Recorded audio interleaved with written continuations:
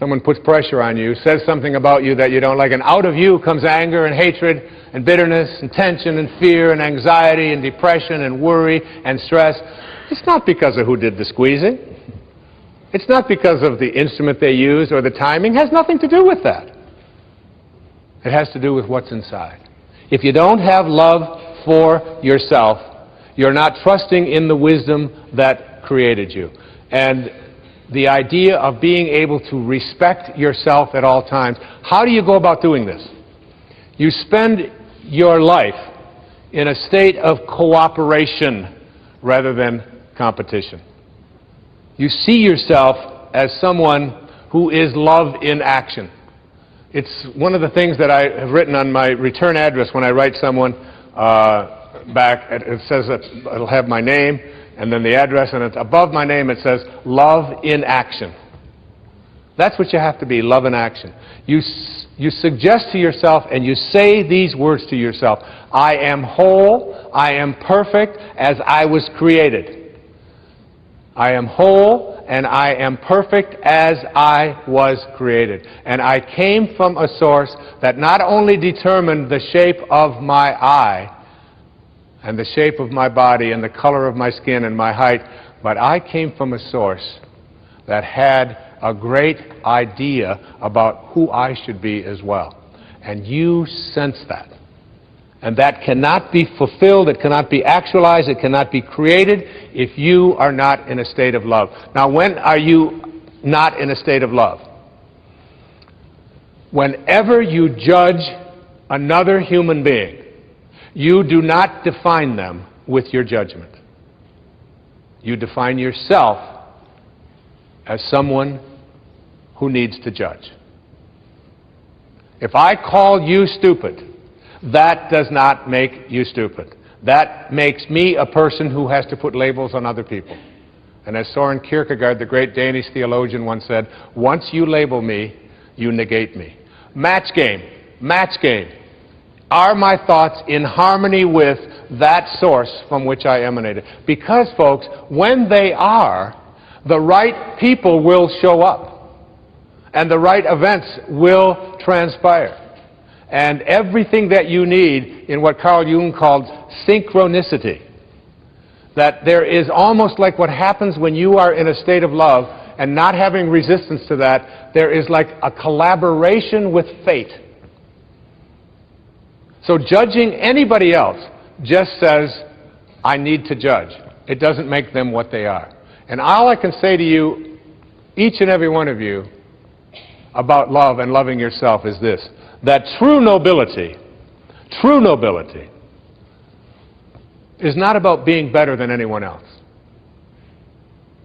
It's about being better than you used to be. It's about being better than you used to be.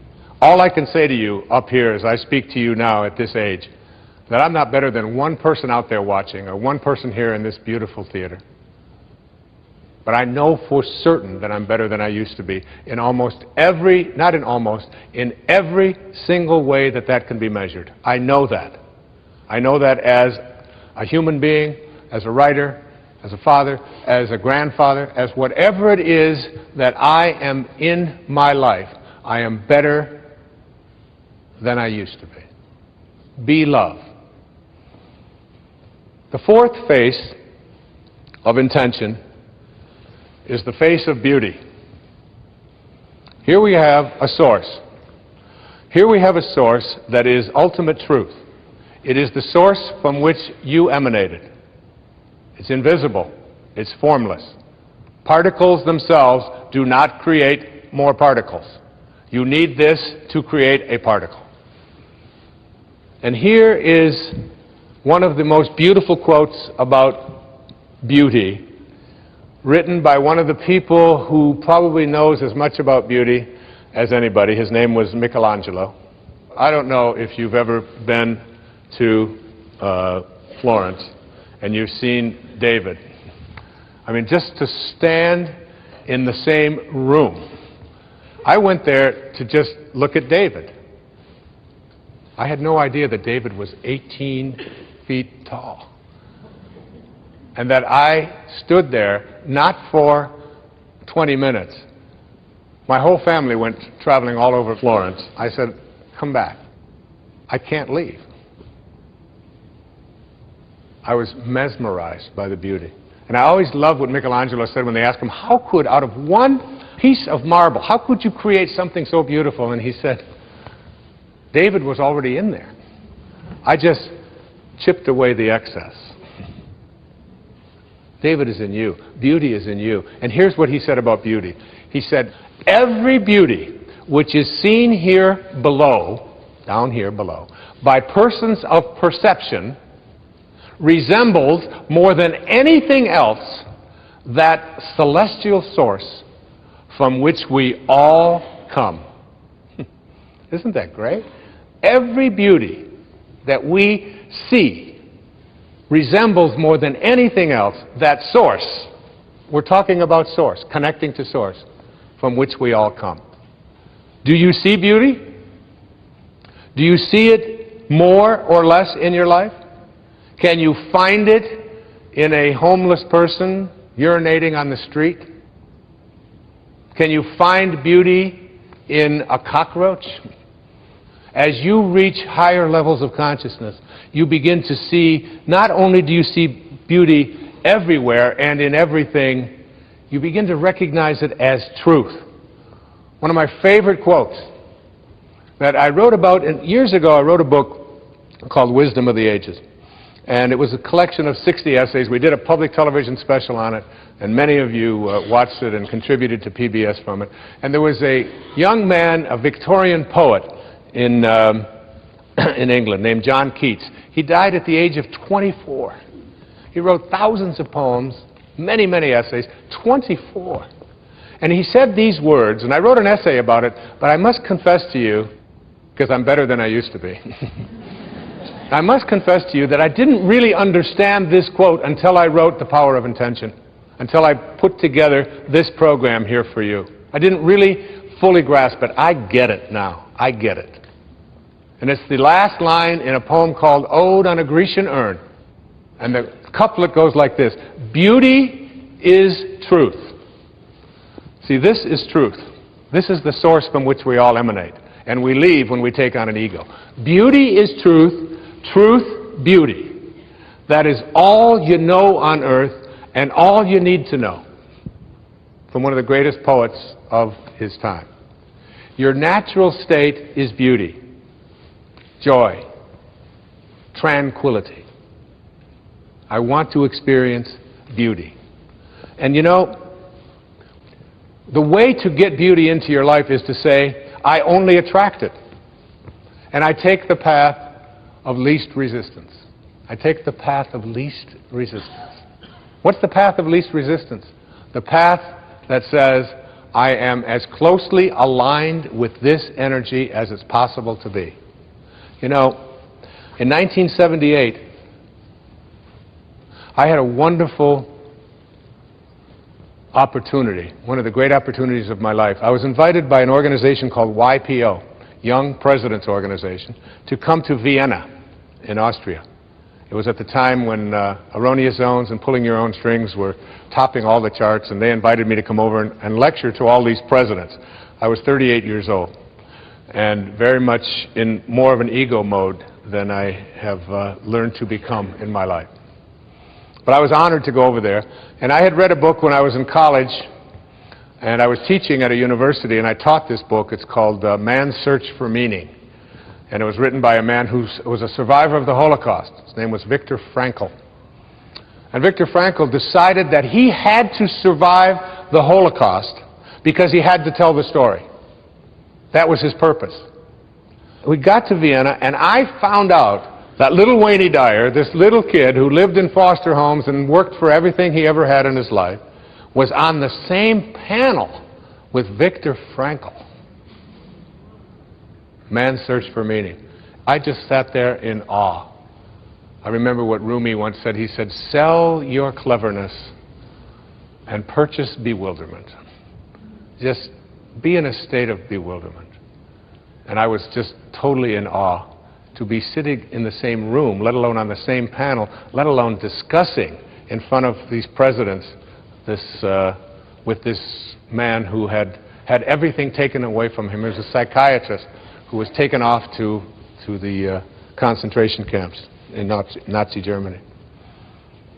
And he described how he survived. The Nazis gave him a bowl of soup, which was just hot water with even sometimes bugs floating around in it. And there was a dead fish head for flavor in the soup. That was his meal for the day. And he described the beauty. Not the anger, because the anger, and he learned very early that anger and resentment and hatred are low energies that always weaken you. He learned to find beauty in a floating fish head. You've got to be able to find it everywhere. Beauty is truth. Truth, beauty. They are one. Find it in as many places as you can. The next face of intention is what I call the face of expansiveness.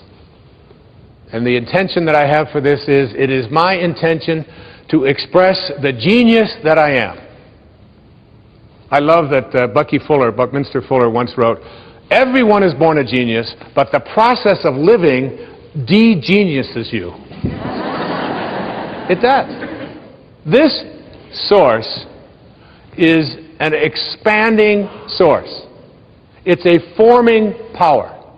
You have to be a forming power. You have to be in a state of expansion, a state of seeing yourself in the same way that this universal source sees you. You are a genius.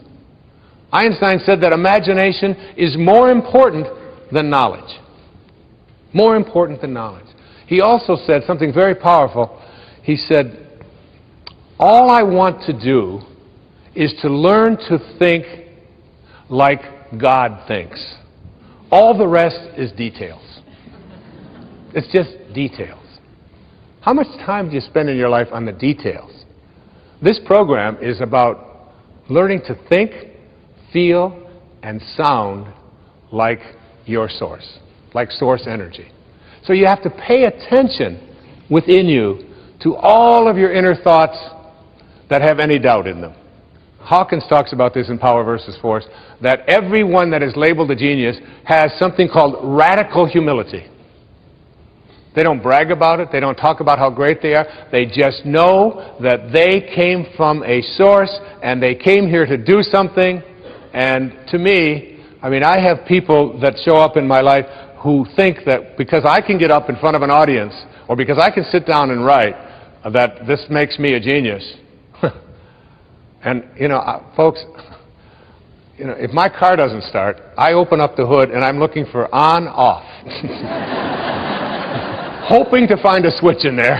That's just, because otherwise I am completely challenged when it comes to fixing things. And I want it that way. I encourage that, all right? I don't want to be spending my energy fixing screen doors, and I've made that really clear. So I just manifest screen door repairers in my life. The way that you stay with this field of expansion is that you align with the spiritual energy that is really the genius from which you originated. You are a genius. One of the most important things that you can do is look for the genius in others. See it in everyone, in everything that they do, and remind them of that. I have 8 children. Every single one of them is a genius in their own way. Every one of them. One of my daughters is, who you'll be hearing in a few moments, is a genius when it comes to taking the microphone and singing.